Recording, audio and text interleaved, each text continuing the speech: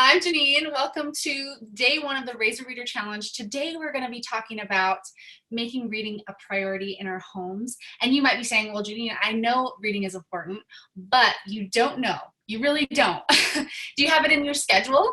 If you don't, then you definitely want to watch this. If you do have it in your schedule, this is just going to reinforce your why and really help you on those days when you don't want to read. Okay, so let's get started. I'm just going to really quick share my screen. So happy to be here. Right now you should be seeing my family right here on the screen. I'm a mom of 6. My oldest is 10. And my oldest is 11 now. And I've been educating for about 12 years, working in preschools, daycares, tutoring, and leading a local Learn to Read class in my community center. So, you guys, I have not always been a big advocate of reading to my kids, and I wasn't really aware of what reading could do for them. And so it wasn't that big of a priority to me. I always did it. I always read to my preschoolers and to my kids in my classes, but it wasn't until my first son was 2 years old, and he's the guy over in the picture who cannot keep still. And it wasn't until he was born that I really started to make it a priority. In the chat box, in the comments below, please tell me truthfully, before coming to this, doing this challenge, before committing to do this challenge, on a scale of 1 to 5, 5 being the most important, how important is reading to your children, to you? So please be honest right now, like how important on a scale of 1 to 5. Just leave that in the comments below, okay? Alrighty, so let's see if we can get to the next one. Here we go. So the reason that I started making it a priority in my home was because my second son was a preemie. And with that, I knew he could possibly be developmentally behind for his age.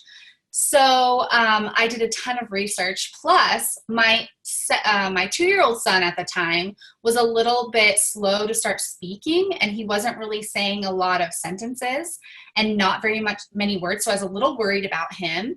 And his name is Colton, just so you know, for some other days we're going to be talking about him later. Okay. I wanted what every parent wants. I want my kids to be successful, right? I don't want them to struggle. So I was learning about my new son and just what could help my toddler. I did a ton of research and read books, watched movies, and all those things really totally transformed the way I thought about reading to my kids.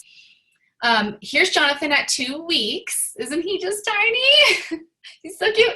So after implementing some of my strategies, that we're going to cover during this 5-day challenge, my kids are avid readers. My 5th child was 2 years old when he started talking in full sentences, and he's a boy too. So he was a lot more quick to talk.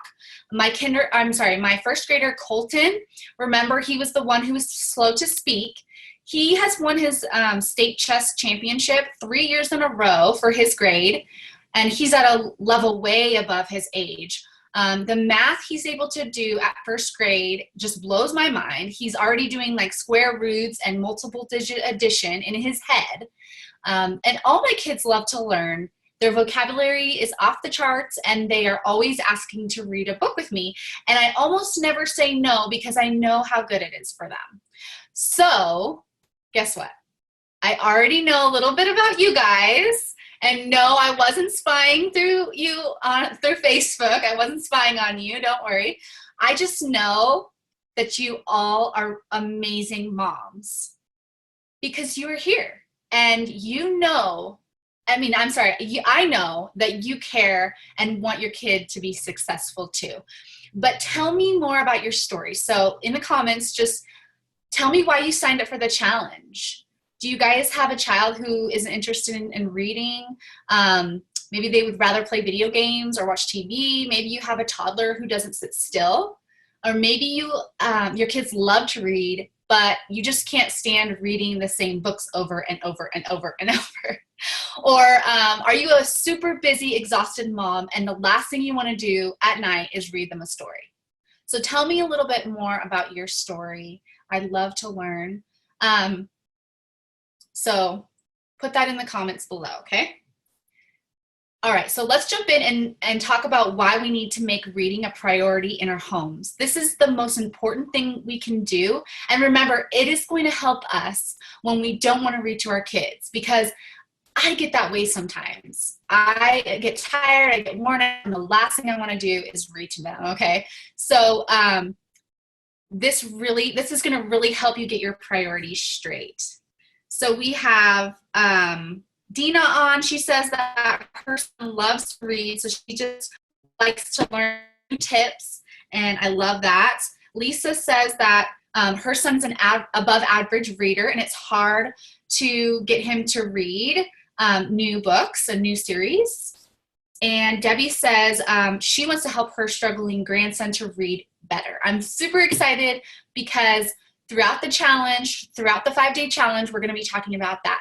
If you're not signed up for the challenge, make sure you go to raisingravingreaders.com/challenge so that you can get all of the tips and enter to win the giveaways as well, okay? So let's just hop right in, you guys. We're going to be talking about, we're going to be comparing 2 different countries, okay? We're going to be comparing the US to another country who's made some of these, who've incorporated some of these strategies that I'm going to be talking about over the 5 days. They've incorporated them into their education system and into their early education system, and they've really created this culture of reading in their country. And so I want to just feature them today, okay? So we're going to be talking about US and Finland. It's obvious that they are different since Finland is so much smaller, but if they can make some improvements, then why can't we, right? So let's check them out. Finland in the 1960s. And if this stuff bores you, I'm really sorry, but it is really amazing what they have done in the last few decades. So anyways, Finland was basically like other third world countries. 1 in 10 people had completed 9 years of education, and that's like first grade to freshman year of high school, which is fine if they were doing, if they had good results, but they really weren't. Their country was comparable to like places like Malaysia and Peru. Okay, they had the lowest scores in Europe, and their system matched that of most other countries. And in general, their economy was suffering and their people were relatively poor. And that also has to do with some of the situations that was going on at the time in the 1960s. But they made some changes that I feel like we could do and have some of the same good results. So let's fast forward today. After implementing some of the strategies that we're going to be talking about over the 5 days, Finland scores in the top 5 countries in the world. Isn't that awesome? Amazing. Comment amazing. If you think it's amazing, give me some hearts, give me some thumbs up. Okay, they are the 3rd in the world for reading scores. And the kids who go into school, they do not learn how to read until they're 7. Okay, their traditional schooling doesn't start until 1st grade. So they do not have a kindergarten. They start traditional school in the 1st grade, okay? It's where they cover like reading and math and all that. And then they only go until age 16. So their kids graduate 16. All right, so 99% of their students complete a high school education. And as you can see, it's not about how much they're doing, but what strategies they're using. Okay, because their kids don't even go to school as long as ours, right? What are they doing to get that kind of success? So not only do they have the lowest child poverty rates in the world, they have been voted the most stable country, and that's based on the economy and other factors, safety and stuff like that. And they are a lot smaller than the US, okay? So we have to keep that in mind when we're comparing them. Their population is like 1 state in the United States, but the only state in the US that even comes close to them in academics, can you guys guess which state it is? Give me a guess if you've already done this class, because I did it last year, but if you've done it, We'll see if you remember what state it is. Patsy says, wow, that's amazing. Yeah, I know. Shannon says, I really want my boys to love reading, but they don't. Yes, I totally understand that. Reading has taken a back seat since we started traveling. Well, Shannon, this is going to be awesome because I'm going to give you some strategies and some things to keep in mind as you're on the road, okay? So it's going to be great for that. And Patsy is guessing New York. Nope, it's not New York. So New York is not even close. So the state is actually Michigan. They score 17th in the world, and that's still way below Finland, obviously.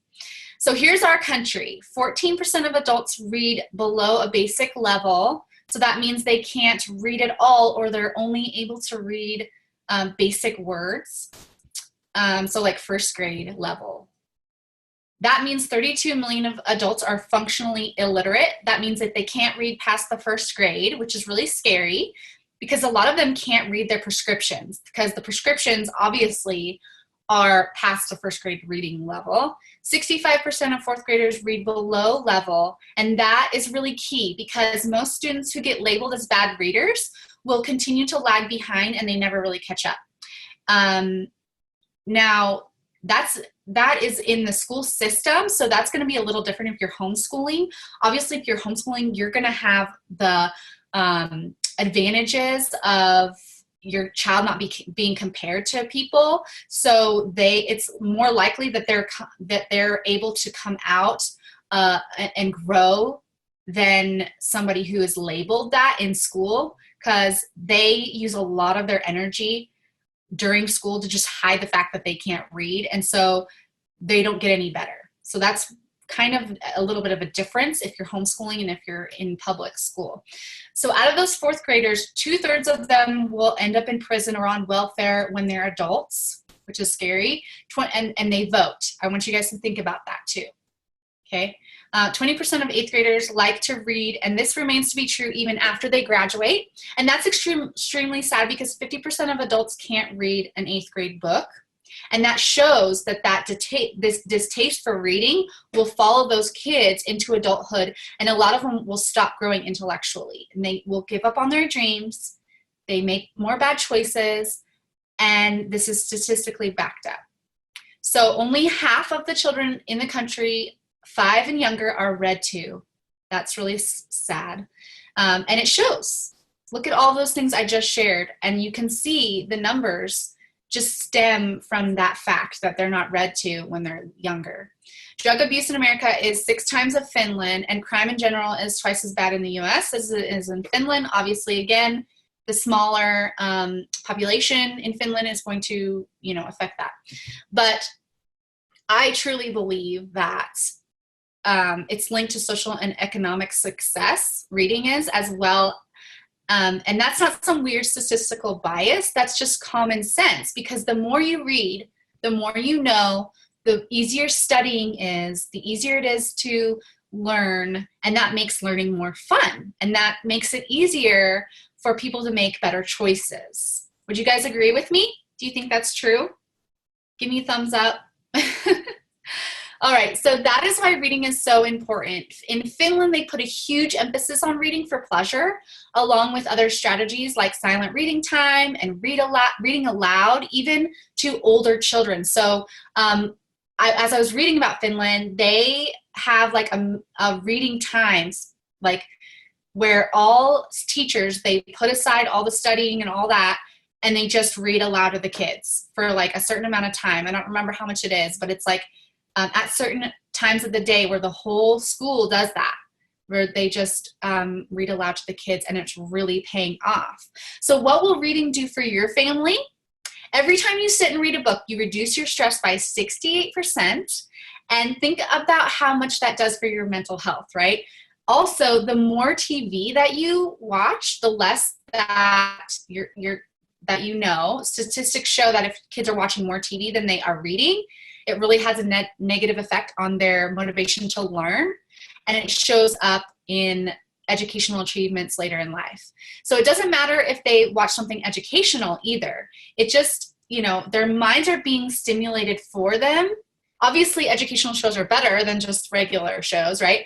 But their mind is being stimulated for them, and they're not using their imagination to creatively think about what they're being read to, or what's the story's about when they're being read to aloud, or imagine the characters moving even in a picture book, right?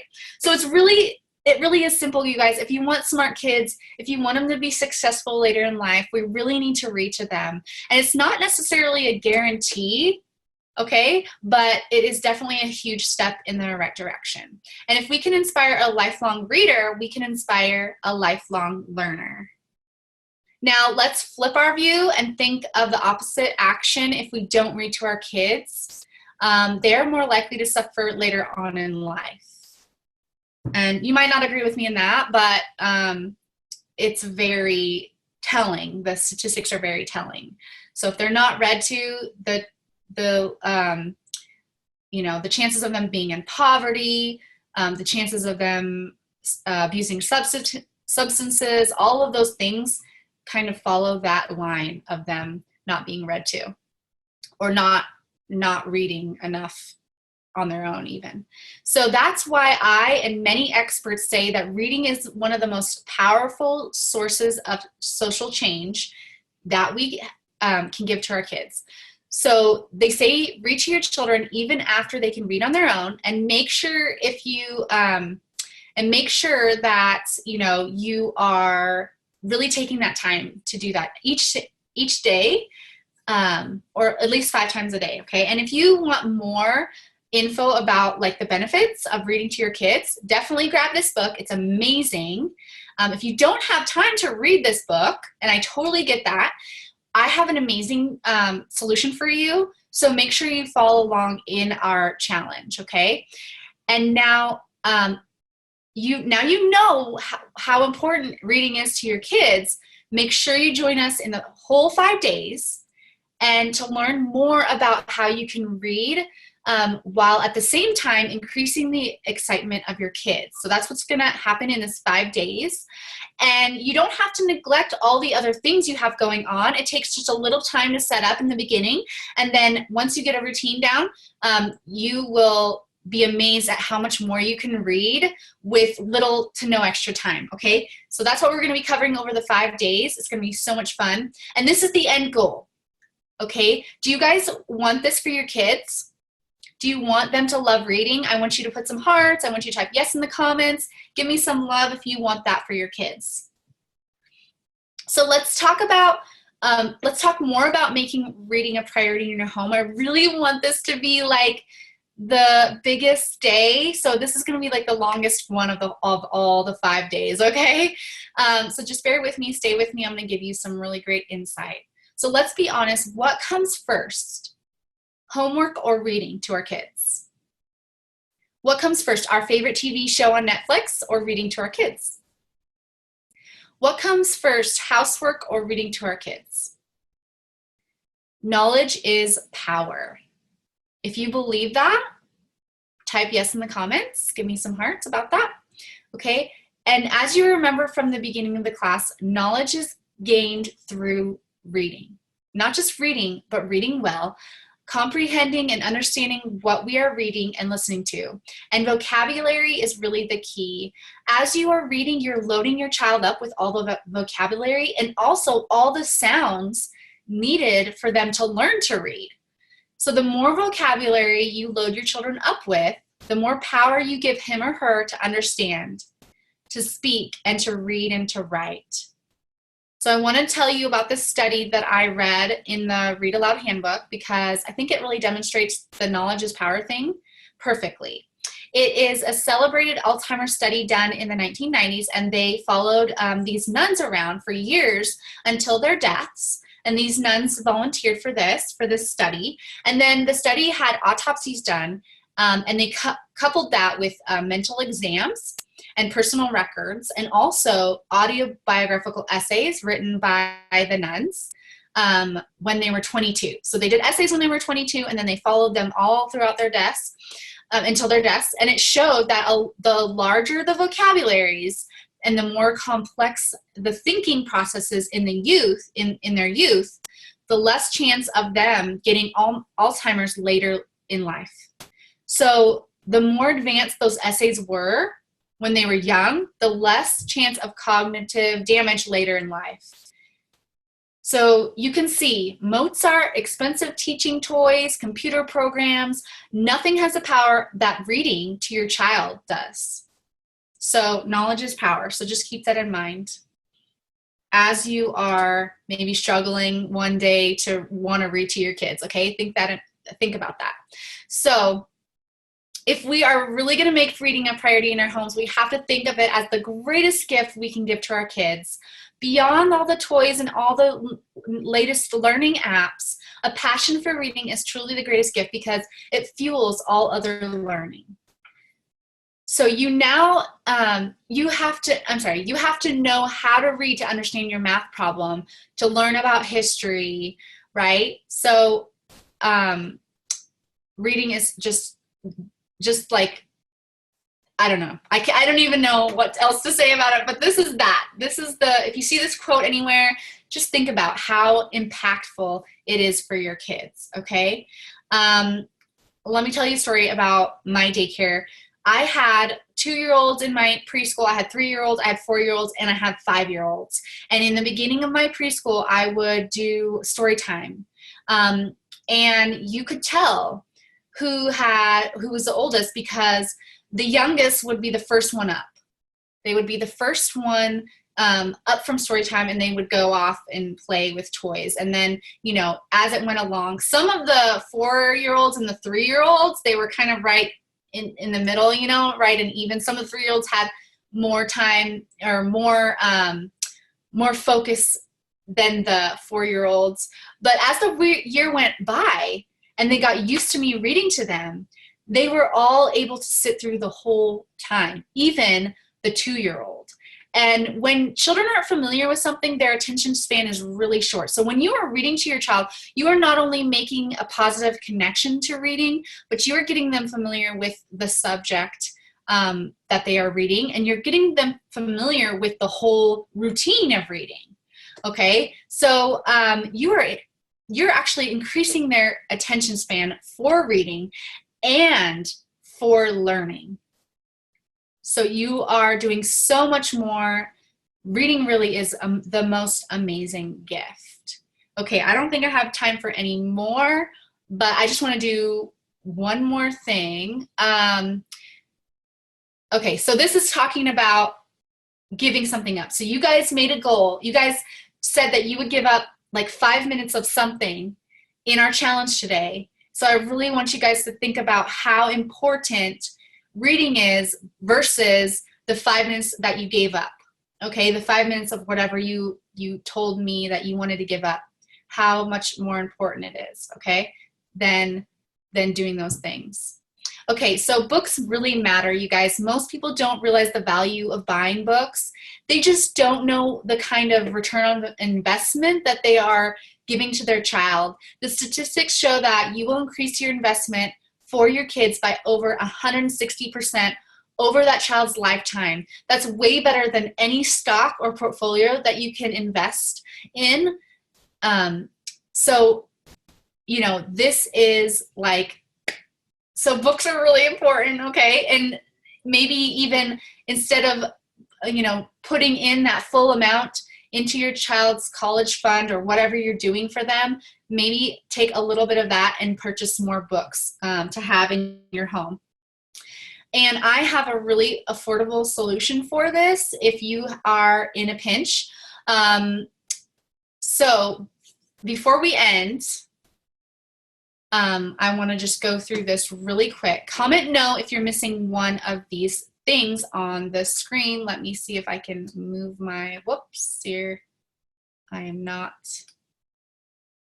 There we go. Okay, so if you have a reading schedule, if you have, let me know in the comments. Just comment no if you don't have all of these things, okay? Do you have a reading schedule? Do you have new age-appropriate books each month? Do you have a reward system? Do you have designated book nooks throughout the house? Do you have a community that will support you in your reading journey, or, you know, that you can talk to about some of the great books that your kids love, or just, you know, all those wins that you want to share with people, or maybe some struggles that you're having? Do you have a community? And if not, then you're making it a little bit hard on yourself. And I have a great solution for you for that. So I have the Raising Raving Reader Book Club, and we're going to be talking about that on Friday exclusively. You're going to master the art of reading and training your child to learn to love it in a really fun and easy way. And this is going to save you time when set you up for success. And it will give you that community that you desperately need. So this is all that you need to start in the club. You need to make reading a priority in your home. You need a phone or calendar, and you need a motivation to start. Our club is probably going to start after Memorial Day. So it will be really, really fun. And let me know in the comments if you think that this is something that you might like, if you want more information on, okay?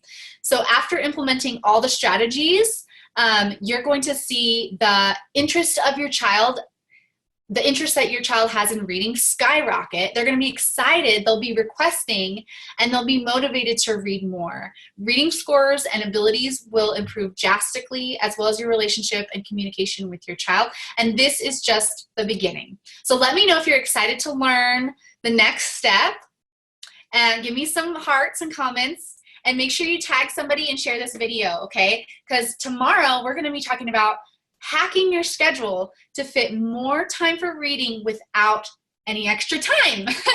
It's like magic, okay? There's going to be some amazing tips I'm going to give you that will just help you think of things differently, so that you can fit reading into what you're already doing. And a lot of people, this is their favorite part, so you definitely don't want to miss day 2. If you are new, remember to go register at raisingravingreaders.com/challenge. This is going to give you all of the day's challenges and exclusive giveaways and all of that. So you want to make sure that you go there and register. And if you want to check out the store, it is raisingravingreaders.com/store, and it will give you some great book choices, okay? So that's all I have for you today. I promise tomorrow will be a lot shorter. Today was a long one because it was the most important, okay, guys? So I will see you tomorrow, and thanks so much for joining me. Bye!